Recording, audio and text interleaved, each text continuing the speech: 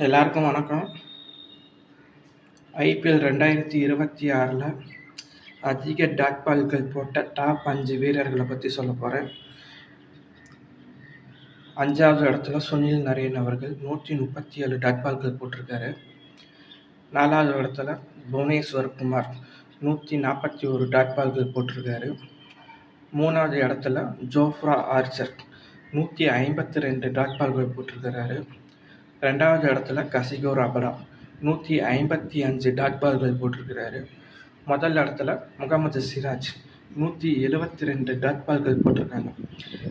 இந்த 172 டாட் பால்கள் போட்டது மூலம் இவங்க ஒவ்வொரு மேட்ச்லேயும் 19 மரக்கன்றுகளையும், இறுதிப் போட்டி பிளே ஆஃப் போட்டிகளில் 500 மரக்கன்றுகள் மூலமாக பிசிஎஸ்சி நடவு பண்ணுறாங்க.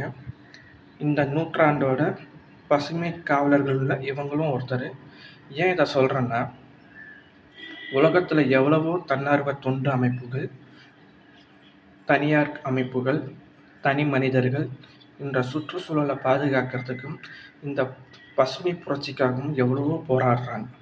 அவங்களுக்கெல்லாம் கொடுக்காத அங்கீகாரம் நான் ஏன் இவங்களுக்கு கொடுக்குறேன் அப்படிங்கிற ஒரு கேள்வி எழலாம். கிரிக்கெட்டுங்கிறது அது ஒரு கேம் இல்லை, அது ஒரு உணர்வு ரீதியானது, கலாச்சார ரீதியாக மாறிடுச்சு. எல்லாத்துக்கும் மேலே வணிக ரீதியாகவும் பொருளாதார ரீதியாகவும் மாறியிருக்கு. அந்த இடத்துல இந்த பணிக்கு அவங்கள அங்கீகாரம் பண்ணுறதுல ஒரு தப்பே கிடையாது. அதுக்கு மேலே கிரிக்கெட்டு பேட்ஸ்மேன் கேமாக மாறி போச்சு.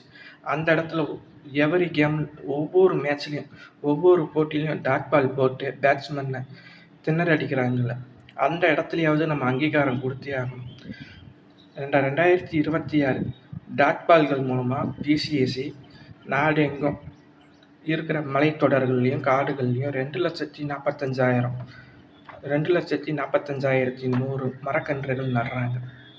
இதை பற்றி நீங்கள் என்ன நினைக்கிறீங்க? உங்களோட பார்வை என்ன? உங்களோட கருத்துரை பட்டியலை வந்து சொல்லுங்கள். இந்த வீடியோ உங்களுக்கு பிடிச்சிருக்குன்னு நம்புகிறேன். லைக் பண்ணுங்கள், ஷேர் பண்ணுங்கள், சப்ஸ்கிரைப் பண்ணுங்கள். எல்லாத்துக்கும் மேலே சப்ஸ்கிரைப் பண்ணுங்கள். யாதும் ஊரே யாவரும் கேளீர். நன்றி, வணக்கம்.